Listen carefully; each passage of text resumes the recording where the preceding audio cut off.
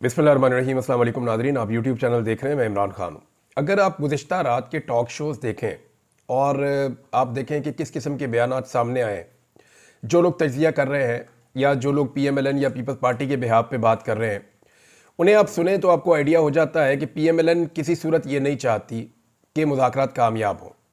और ये बात मैं आपको पहले दिन से इसलिए बता रहा हूँ कि PMLN अगर मुज़ाकरात कामयाब हो जाएंगे तो जो कुछ भी पाकिस्तान तहरीक इंसाफ को मिलेगा वो PMLN या हुकूमत की जेब से निकल कर मिलेगा, यानी PMLN को ही कुछ ना कुछ छोड़ना पड़ेगा।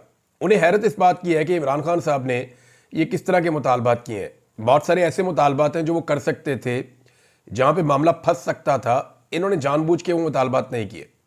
सादे सादे दो मुतालबात हैं जो लिख कर देने की भी ज़रूरत नहीं है। नंबर एक, आप जुडिशल कमीशन बना दें कि कौन सही था और कौन गलत था 26 नवंबर का और 9 मई का। और दूसरा वो ये कह रहे हैं कि जो अंडर ट्रायल हमारे कैदी हैं, ज़मानत जिनका हक है, उन्हें जो है वो आज़ादी दी जाए और उन्हें छोड़ दिया जाए। ये दो मुतालबात इमरान खान साहब के नहायत जायज़ है। अब इन मुतालबात को अगर तस्लीम कर लिया जाता है तो मुज़ाकरात कामयाबी की तरफ जाएंगे और आने वाले दिनों में इमरान खान साहब के बाहर आने के इम्कानात बढ़ते जाएंगे। आलमी प्रेशर इतना ज़्यादा बढ़ गया है कि पाकिस्तान की एस्टेब्लिशमेंट उसे बर्दाश्त नहीं कर पा रही और एस्टेब्लिशमेंट इमरान खान साहब को छोड़ने के ऊपर हर गुजरते दिन के साथ मजबूर होती चली जा रही है। अब पाकिस्तान तहरीक इंसाफ को मुतनफ़र करने के लिए या मुज़ाकरात में खलल डालने के लिए दो तीन चीज़ें की जा रही हैं। एक तो PMLN के बड़े सख्त बयानात आना शुरू हो गए हैं। जानबूझकर एंकर्स को कहा जा रहा है कि इनसे इस तरह के हमसे सवालात करें जिनके नतीजे में हम ऐसे जवाब दें कि पाकिस्तान तहरीक इंसाफ के साथ हमारे जो मुज़ाकरात हो रहे हैं वो किसी लड़ाई की सूरत इख्तियार कर जाए। नंबर एक। नंबर दो, जो कुछ सहाफ़ी हैं जिनका PMLN के साथ या PDM के साथ अच्छा ताल्लुक़ है, वो अब ताने दे रहे हैं और इस किस्म के ताने दे रहे हैं कि जनाब पाकिस्तान तहरीक इंसाफ तो बात ही नहीं करना चाहती थी, अब वो क्यों बात कर रहे हैं। वो तो कहते थे ये सारे चोर और डाकू हैं, तो अब वो इनके साथ क्यों। इस किस्म के ताने दिए जा रहे हैं। ये ताने देने का मकसद भी ये है कि मामला जो है उसके अंदर गरमाइश पैदा हो और मुज़ाकरात नाकाम हो जाए। तहरीक इंसाफ फ़िलहाल चिपक गई है पूरी तरह से और वो हर मुमकिन कोशिश कर रही है कि मुज़ाकरात किसी तरह आगे बढ़ते जाए ताकि जो हुज्जत है वो तमाम हो जाए। क्योंकि तहरीक इंसाफ ने एक नई तहरीक चलानी है। इमरान खान साहब ने ऐसे बाहर नहीं आना। जितना उनके साथ जुल्म हुआ, जितनी उनके साथ ज्यादती हुई, इमरान खान साहब अपनी पॉलिटिकल तहरीक को मुर्दा करके बाहर नहीं आएंगे। सबकी ख्वाहिश ये है कि इमरान खान साहब सरेंडर करके बाहर आए, लेकिन इमरान खान साहब किसी सूरत सरेंडर नहीं करेंगे। वो अंदर रह सकते हैं, वो इस कैद को लंबा कर सकते हैं। अभी तक तो वो नहीं मान रहे। उनकी फैमिली से बात हुई, वो कह रहे हैं जी नहीं मान रहे। उनके जो करीबी साथी हैं जो उनको मिलकर आते हैं, उनसे मेरी बात हुई, वो कह रहे हैं जी इमरान खान नहीं मान रहे। उनके वकला से बात हुई, वो भी ये कह रहे हैं कि इमरान खान नहीं मान रहे। जब इतने सारे लोग जो इमरान खान को मिलकर आते हैं और जब मैं सोर्सेज से बात करता हूँ, चाहे वो एस्टेब्लिशमेंट में है चाहे वो जेल में है, तो वो ये बताते हैं कि हमने इतना कंपोज्ड आदमी अपनी ज़िंदगी में नहीं देखा। वो ये कहते हैं कि हमने इसके लिए जीना मुश्किल कर दिया, लेकिन इसके बावजूद इसने हमसे कभी कोई गिला नहीं किया। यानी इमरान खान को अच्छी तरह पता है कि उसके लिए हालात को तंग कौन करता है और वो किसी को गिला शिकवा भी नहीं करते।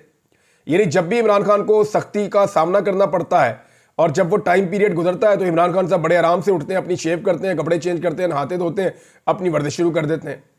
वो ये कहते हैं हम हैरान हो जाते हैं कि किसी आदमी में इतना सब्र कैसे हो सकता है, किसी आदमी के आसाब इतने मजबूत कैसे हो सकते हैं। ये जेल के अंदर का जो हमला है ना, ये किताब लिख सकता है इस मामले के ऊपर कि यहाँ इस जेल में एक ऐसा कैदी आया जिसने शहजादों की तरह जिंदगी गुजारी है, जो पाकिस्तान का वजीर आजम रहा है, जो 50 साल से इस कौम का हीरो है, लेकिन उसने कमाल सब्र के साथ जेल काटी है और उसने हर किस्म की तकलीफ को बर्दाश्त किया और तकलीफ बर्दाश्त करते हुए भी उसने रोला नहीं डाला, अपनी कमजोरी शो नहीं की। शहजाद अकबर साहब ने एक दावा किया, वो दावा मैं आपके सामने पहले रख देता हूं।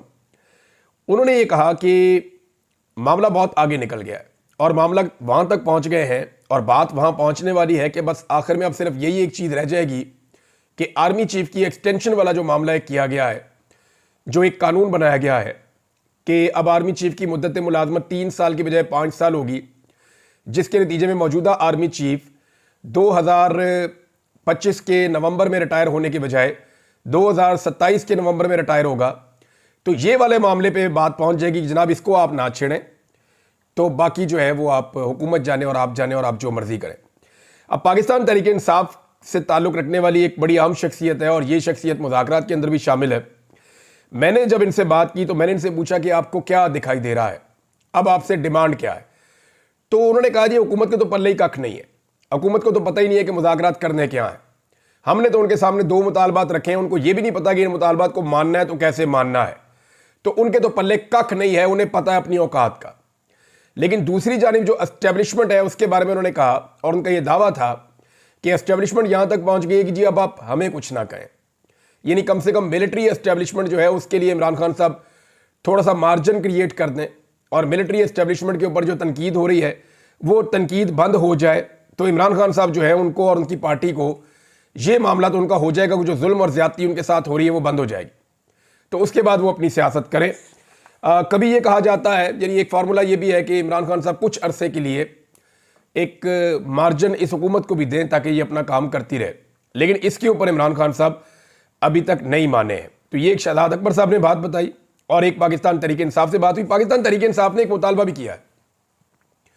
मुतालबा पाकिस्तान तहरीक इंसाफ का ये है हुकूमत से कि हमारी जो इमरान खान से मुलाकात करवाई जाती है उसकी एक एक चीज़ रिकॉर्ड की जाती है, वीडियो रिकॉर्डिंग उसकी होती है, ऑडियो रिकॉर्डिंग उसकी होती है, खुफिया कैमरे वहां पे लगाए हुए हैं। तो ऐसी मुलाकात हम नहीं चाहते। यानी जब नवाज शरीफ साहब की मुलाकात होती थी उनकी पार्टी के लोगों से तो कभी भी वो रिकॉर्ड नहीं हुई। नवाज शरीफ साहब 12-12, 15-15 लोगों की काबीना के साथ बैठकर मुज़ाकरात करते थे, खानदान के लोग भी बैठे होते थे, पार्टी के लोग भी बैठे होते थे, सहाफ़ी भी बैठे होते थे। तो नवाज शरीफ साहब खुल के जो है वो ब्रीफिंग्स दिया करते थे और लिया करते थे। तो इमरान खान साहब की जो पार्टी है वो अब ये कह रही है, उनकी एक डिमांड बढ़ गई है, वो ये कह रहे हैं कि इमरान खान साहब से हमारी मुलाकात तो करवाई जाए, लेकिन मुलाकात इस माहौल में करवाई जाए जिसमें हम खुलकर इमरान खान साहब से बात कर सकें, क्योंकि इससे पहले जो मुलाकात करवाई जाती है उसका माहौल कोई अच्छा नहीं होता। यानी वहाँ रिकॉर्डिंग हो रही होती है और लोग जो है वो ऑब्जर्वेशन लगाकर बैठे होते हैं, रियल टाइम में उनको सुना जा रहा होता है, रियल टाइम में उनको देखा जा रहा होता है। तो वो कहते हैं खुलकर हम बात भी नहीं कर सकते, बहुत सारी चीज़ें ऐसी हैं जो हम अपने लीडर के साथ डिस्कस करना चाहते हैं लेकिन फिर हम नहीं कर पाते। लिहाजा हमें वो माहौल दिया जाए जिसके अंदर हम बगैर रिकॉर्डिंग हो या इस किस्म की हरकतें ना की जाएं जो भोंडी हरकतें हो रही हैं, तो आज़ादी के साथ इमरान खान साहब जो है वो अपनी पार्टी के लोगों के साथ मुज़ाकरात कर सकें, ऐसा एक मौका दिया जाए।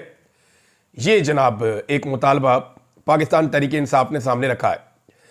अब इसमें एक चीज़ और हुई थी नाज़रीन, आपको पता है कुछ लोगों ने ये खबरें दी, इसमें जनरल हमीद गुल का बेटा, 2-3 सहाफ़ी और 1-2 सियासतदान, इस किस्म की ये शख्सियात हैं।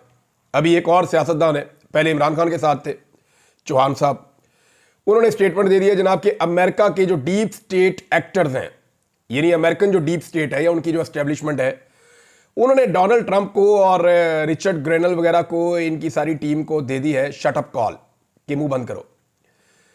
तो मुझे हैरत होती है इनके नॉलेज पे।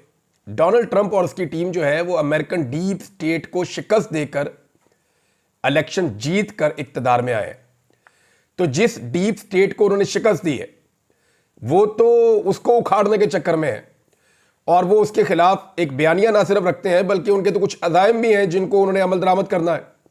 तो क्या वो डीप स्टेट जो इस वक्त डोनाल्ड ट्रंप से डरी हुई है और परेशान है कि ये आदमी आने के बाद पता नहीं हमारे साथ क्या करेगा, वो पाकिस्तान को लेकर डोनाल्ड ट्रंप को धमकी लगाएगी? ये मेरी समझ से बाहर है कि पाकिस्तान तो उनके लिए ना 3 में है तो ना 13 में है। पाकिस्तान तो उनके लिए किसी खाते में नहीं है, उनको तो अपना मसला पड़ा हुआ है डीप स्टेट को। तो अमेरिकन डीप स्टेट की लड़ाई चल रही है रिपब्लिकन के साथ, जिनकी हुकूमत आने में पीछे 15 दिन रह गए हैं। 15 दिन के बाद वो इक्तदार में आ जाएगा डोनाल्ड ट्रंप। जब वो इक्तदार में आ जाएगा तो वो इनके खिलाफ जो है वो कार्रवाई शुरू कर देगा। उसका इंडिया वो कई मरतबा दे चुका है। अब वो अपनी स्किन बचाने की उनको फिक्र पड़ी हुई कि अपनी जान कैसे बचानी है। और जहां हमारे जो है ऐसे साइंसदान हैं, मेरी समझ से बाहर है, तो ये पढ़े लिखे नहीं है, ऊपर से कोशिश भी नहीं करते, इमरान खान साहब ने कहा था। और ऐसे लोगों को इमरान खान साहब ने भी अपनी पार्टी में रखा हुआ था, शुक्र है जान छूट गई है। वो ये कह रहे हैं कि अमेरिकन डीप स्टेट पाकिस्तान के कहने के ऊपर डोनाल्ड ट्रंप को और रिचर्ड ग्रेनल को डांट रहे हैं, हालांकि उनको खुद मुसीबत पड़ी हुई है, पता नहीं है हमारे साथ क्या करेंगे आने वाले वक्त में।